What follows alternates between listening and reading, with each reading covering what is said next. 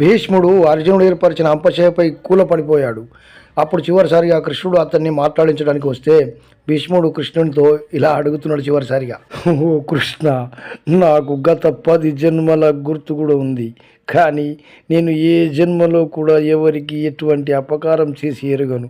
కానీ నాకు ఎందుకు ఈ అంపశయ్య? నేనేం చేశాను?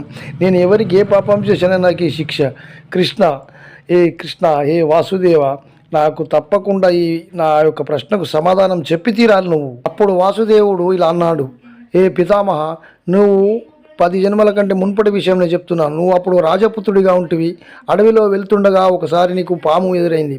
ఆ పామును నువ్వు చంపలేదు, కానీ మిగతా వారికి ఎవరికైనా చంపుతుందేమని దాన్ని తీసి దూరంగా పారవేశావు. పొరపాటున అది వెళ్ళి ఒక ముళ్ళ పొదలో పడుతుంది. పాపం అది ఎంతగా బయటకు రావాలని ప్రయత్నిస్తే అంతగా ముళ్ళలో చిక్కుకొని పోయింది.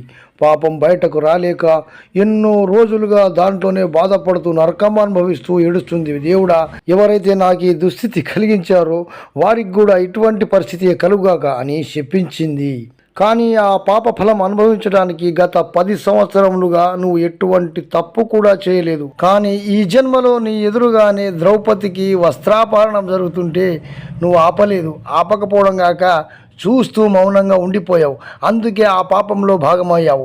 అందుకే ఆ పాము ఎలా అనుభవించిందో, ఎంతటి కష్టాన్ని అనుభవించిందో నువ్వు కూడా అలాగే అనుభవిస్తున్నావు. నువ్వు ఎలాంటి దుష్కర్మలు ఆచరించినా వాటి యొక్క పాప ఫలితము అనుభవించాల్సిందే.